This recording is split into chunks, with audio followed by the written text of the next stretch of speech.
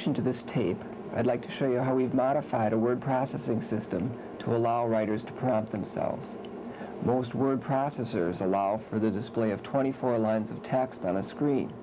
What we've done is modified the screen and allowed for 20 lines of text to be displayed in the composition and allocated 2 lines for the prompts. When a writer prompts themselves in this system, the prompt appears in these bottom 2 lines. The prompts are located via a template that sits at the top of the keyboard. The generative prompts are on the left-hand side and correspondingly on the left-hand side of the keyboard. The evaluated prompts are on the right-hand side and correspondingly on the right-hand side of the keyboard. We've also authored a series of think sheets that allow the students to go through and check off the prompts that they've used. This serves to reinforce or scaffold the learning.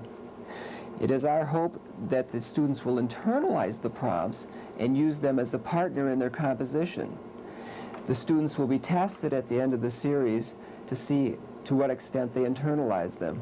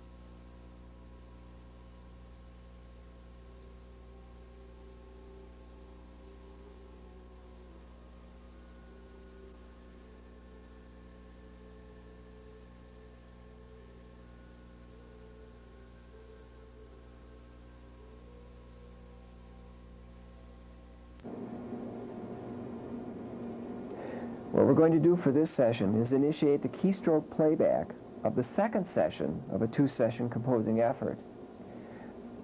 The text from the first session is being scrolled through,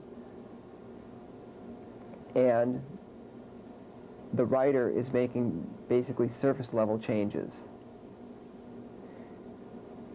The writer at this point decided to prompt, in that our research also is looking at college-age students. We're using the text from one of the college writers for this demonstration. Most of the changes that are being made now are surface level.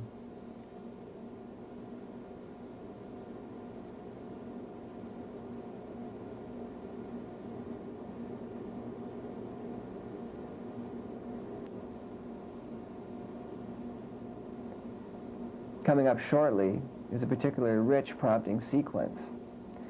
In fact, here it is. The prompt reads, read the first and last sentences to each paragraph. Does the first sentence introduce and the last one transition the paragraph into the next one? It may be hard for you to see, but what the writer does is go up and goes to the end of this paragraph, and that the ending sentences, groups can be especially helpful when there is a part of the paper that you know needs help. You can ask your group for help and suggestions. Together, you can clear up the problems. Then she transitions into the next paragraph. Groups can provide fresh ideas and insights. There, that being a sequence where the person prompted themselves, went up into the text, made the meaningful changes, and then went on with the composition. What's nice about the system we've proposed is that the technology is already in the field. Most full-featured word processors can support a prompting system like the one we've developed. All we've done is apply good pedagogical strategies to technology that already exists. Most teachers we've shown this to are very enthusiastic. For our own efforts, we're trying to develop more prompting strategies across rhetorical domains, which we will test in the future.